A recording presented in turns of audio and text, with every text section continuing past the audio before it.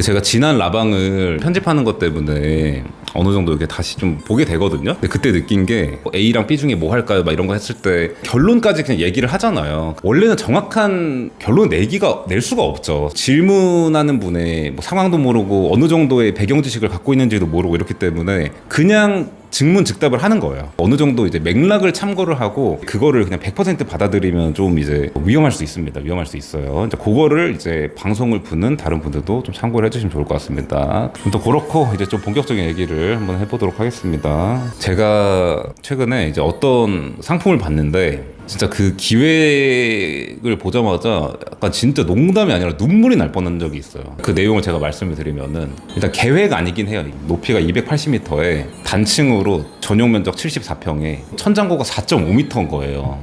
천장고가, 단층 천장고가. 제가 이제 그런 얘기 엄청 강조했지 않습니까? 천장고가 진짜 중요하다고. 이거는 부자들이 와도 못 바꾸는 거기 때문에 이런 얘기 엄청 많이 했는데 이게 단지가 어딜 것 같나요, 여러분? 당연히 제가 얘기하는 거는 이제 중심지 하이엔드죠, 중심지. 그 리버사이드 호텔이었어요. 리버사이드 호텔. 그게 제가 지금 정확한 용어는 생각 안 났는데 이게 서울시에서 뭔가 이제 서울의 뭐 경관이나 이런 거를 위해서 좀 이렇게 특별하게 이렇게 대우를 해주는 그런 단지 1호로 된 데가 이제 리버사이드고 두 번째가 프리마고 뭐 세 번째가 유엔사고 뭐 이런데 리버사이드 다시 부수고 지으면은 280m 올라가고 뭐 40 몇 층인데 저층부가 아니라 상층부에 레지던스가 들어가요. 레지던스 분양 상품이 64개가. 근데 전용 74평에 천장고 4.5인 거예요. 그걸 보고 제가 이거를 이렇게 맨날 떠들고 이런 게 완전히 헛수고는 아니구나. 약간 이 생각이 솔직히 진짜 들었습니다. 그러니까 유엔사 부지 같은 데는 이제 굳이 막 소형 면적으로 이제 하려고 하는 거잖아요. 받고 싶은 분양 가격이, 그러니까 지금 시점에 유엔사가 2억인데 분양 시점이 뭐 내년 말이나 내후년이나 이렇게 되면 더 올라갈 거 아니에요. 그러면은 74평에 뭐 3억을 받아도 200억이 넘고 이러니까 야, 200억 수요가 있을까? 막 이런 생각이 당연히 좀 굴지의 시행사들이나 이런 데는 더 이제 할 수밖에 없단 말이죠. 그 사업성 검토를 하고 이럴 때. 또 이게 우리가 확신이 있어도 이 사업을 하기 위해서는 내 돈으로 내가 혼자 하는 게 아니기 때문에 금융권이나 시공사나 이런 데서도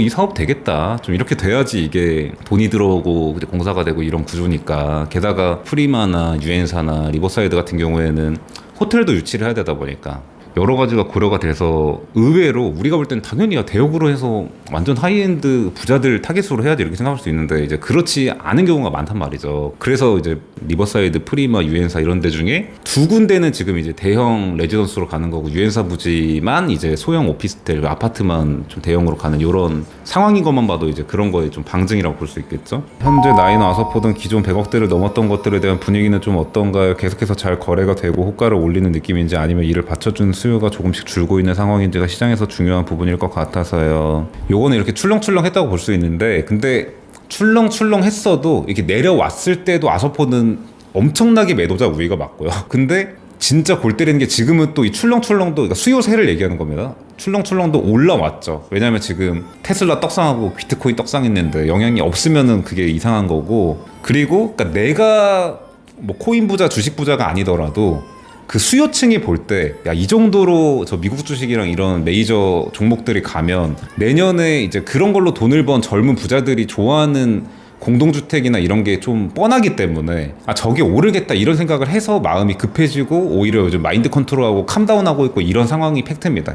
그 나이너는 호가가 많이 올라간 게 맞고 솔직히 네이버 부동산에 있는 걸로 여러분들이 시장 트렌드 파악은 불가능하다고 보면 돼요. 근데 아서포는 네이버 부동산에도 매매 매물이 없잖아요. 진짜 보통은 웬만하면 있어요. 그냥 얼렁뚱땅 올리는 막 그런 것들이 있단 말이에요. 근데 그것조차 없다, 아서포는. 근데 이거의 차이가 어디서 발생하냐면 둘 다 젊은 부자들이 좋아하는 건 맞는데 나이너는 그래도 뭐 전통 부자나 뭐 슈퍼스타나 뭐 회장님들이나 이런 사람들도 좋아하는데 아서포는 정말로 투자자, 사업가, 젊은 사람들의 좋아하는 비율이 더 크죠. 2030이나 40대 초반 이런 분들은 아무래도 아서포를 좋아하니까.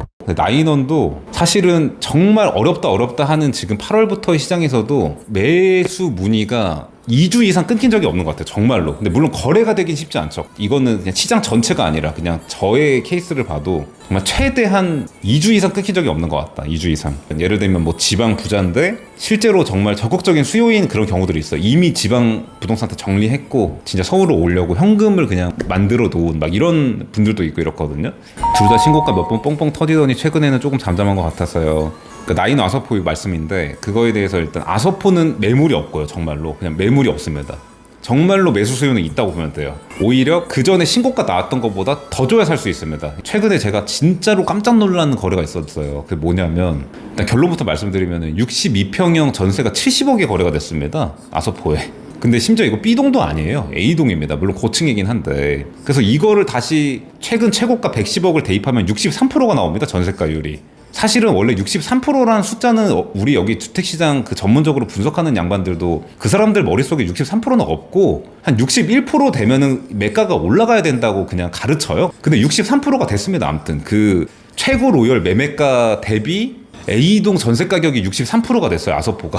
아예 이거는 그냥 논리를 뛰어넘는 거래예요. 사실 저 그런 거래 뜰 때마다 이제 그 산 사람도 좋고 매도자도 좋고 이제 보유자들도 좋은데 제가 이제 아서포는 거기에 전세 월세 살고 있는 분들이 상당수가 잠재 매수자라고 말씀드렸잖아요. 이제 그분들이 막 이제 화가 나는 게 느껴져. 그냥 여기 있어도 느껴져. 그래서 처음에는 이제 이제 아서포는 그냥 이제 신계다. 그냥 천상계다. 나는 이제 못 사고 그냥 뭐 갤포나 트리마제나 삼성동 아이파크나 뭐 이런 데 가야겠다. 한남동에 가야겠다. 그런 분위기가 형성이 됐다가 이 70억을 보자마자 제가 든 생각은 뭐냐면 결국에 홧김에 또 그냥 전세 아서포 간 거예요. 그러니까 매수는 이제 매물이 없으니까 로열 매물이 없으니까 못 사고 최근 이제 마지막 신고가보다 더 올라서 줘야지 살 수 있고 그러니까 매물이 없지만 이제 오퍼를 넣는다고 할 때 지금 거래된 것도 다 오퍼 넣어서 산 건데 최근에 거래된 것도 그래서 결국에 딴 데 가서 뭐 갤폰이 트리마제를 산 게 아니라 그냥 홧김에 또 전세 들어간 거예요. 제가 볼 때 거의 그래요. 근데 그렇다는 거 자체가 이제 아서포가 당장은 아니지만 또 이제 불이 붙을 수가 있는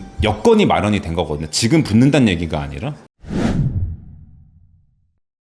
나인원은 왜 이제 거래가 신고가 뻥뻥 터지다가 없냐? 일단은 89평은 이런 상황이에요. 마지막 실거래가 이제 4월 이런데 그때 120억에 거래가 됐는데 지금 최저 호가가 155억입니다. 155억. 호가가 35억이 올랐으니까 당연히 이제 고민이 되고 하는 거죠. 고민하는 매수 잠재 수요자가 어마어마하게 많아요. 그리고 75평 같은 경우에는 매물이 많아 보이는데 매물이 정말로 없고요. 그리고 이제 정말로 없는 그 소수의 매물이 조건이 어렵습니다. 75평 같은 경우에는 직전 실거래랑 비슷한 금액으로 이제 매물이 한계가 있는데 그게 조건이 어려워요. 조건이. 예를 들면은 일시 납을 해야 된다든지 잔금을 그래서 이제 그런 거고 근데 그게 거의 막차 느낌이고 제가 볼 때 이제 110억은 없을 것 같고 나이는 75면 110억은 없을 것 같고 그리고 듀플 펜트는 핫했습니다. 핫했어요. 근데 이제 지금 눈으로 보여지지 않는 거고 이제 그런 상황이 있습니다. 에테로너 청담은 솔드아웃이 됐습니다. 우리가 올해 초에 한창 그거 220억 안 팔린다고 막 이런 부정적인 의견 엄청 많았었어요. 근데 에테로너 청담 1차는 솔드아웃이 됐다. 6층에 220억 막 나와 있었고 그렇지 않습니까? 근데 그거 130억이었던 거 225억 100억 오른 거 누가 사냐 저거 쉽지 않을 거다 막 이런 거 막 유튜버들도 얘기하고 막 그랬었거든요. 근데 그게 사실 팔렸다고 한 지 좀 됐는데 토지거래 허가 이슈도 있고 이래가지고 원래 원칙은 허가가 나야지 계약을 체결할 수 있는 거니까 루카 831 대출 많이 나온다고 하는데 현실적으로도 가능한가요? 대출은 원래가 좀 천차만별이에요. 그리고 기본적으로 대출을 해주는 은행도 당연히 대출을 많이 해주고 싶은 스탠스잖아요. 대출을 해줘야 먹을 게 있으니까. 근데 이런 오피스텔 같은 거 임대사업자로 이렇게 하는 경우에는 RTI라는 게 있으니까 임대료가 낮게 측정이 돼버리면 해주고 싶어도 못 해주니까 임대료가 이제 찍히기 전에 뭐 추정 임대료 같은 거를 이제 높게 잡아서 그걸로 뭐 만든다거나 아니면 진짜 그냥 일반 사업자 내가 거기서 뭐 소프트웨어 재작업한다 뭐 이런 거 하면은 그 사업자가 좋으면 많이 해줄 수도 있어요 정말. 그래서 요즘도 오히려 대출 한도 남는데도 그냥 자기가 알아서 나 이만큼은 받을게요 한 경우도 봤고 그래서 가능할 수 있는데 그 단지 전체가 다 그렇게 나옵니다. 이거는 사실은 어불성설이에요. 그거는 그냥 지금 아직 실행하지 않았잖아요. 그냥 그 은행과의 상담을 한 거잖아요. 그게 그대로 실제 대출 실행될 때 그렇게 나온다고 보면 안 됩니다. 그거는 너무 개인별로 법인별로 사업자별로 다른 거라. 근데 많이 나올 수 있다. 뭐 예를 들면은 뭐 부동산 중개사나 PF 업계 종사자들도 어떻게 안 되는 거 막 진짜 되게끔 만들어가지고 딜을 성사시키고 하는 것처럼 은행에서도 뭔가 이렇게 원래는 어려운데 이 사람 뭐 신용카드 같은 거 뭐 반영을 한다든지 아니면은 법인에서 여기 은행에다가 뭐 얼마를 뭐 예치한다든지 뭐 이런 식으로 뭐 구조를 짜가지고 뭐 이렇게 많이 해주려고 합니다. 이 담당자나 은행에서 볼 때 실제로 이 사람이 의자 내는 게 문제가 없을 것 같으면 당연히 대출 많이 해주는 게 좋거든요. 그렇습니다. 루카 831은 그 대출과 무관하게 관심 두면 안 되지 않을까요?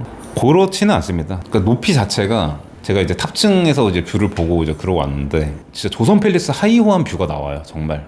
근데 거기에 천장고도 높고 이 뷰가 엄청나게 높으니까 그러니까 최근에 우리가 여기 강남권의 고급 오피스텔에서 그냥 처음 보는 뷰가 나와요. 그래가지고 저가 이제 보러 갈 때 포인트는 사실 뭐였냐면은 일단은 기본적으로 그 여성 인플루언서나 여성 사업가 당연히 기본적인 메인 수요고, 근데 이걸로는 좀 부족하니까 젊은 남자들이 이제 사무실로 쓸 수 있냐, 대기업 오피스 같은 사무실을 얘기하는 게 아니에요. 그냥 뭐 본인의 집무실, 그리고 뭐 저녁에는 친구들이랑 와서 놀이터로 쓰고 뭐 이런 목적의 사무실을 얘기하는 건데 쓸 수 있을까? 왜냐면 루카가 너무 여성하고 뭐 하얗고 이러니까 이런 생각을 하고 갔단 말이에요. 근데 결론은 됩니다. 이게 돼요. 이게 그렇게 여성하지 않아. 여기가 복도도 고급스럽고 그 내부가 그냥 없던 뷰가 나오니까 그게 되겠더라고. 그래서 이제 긍정적으로 생각하고 왔습니다. 그래서 리뷰도 긍정적으로 했어요. 그런 생각입니다.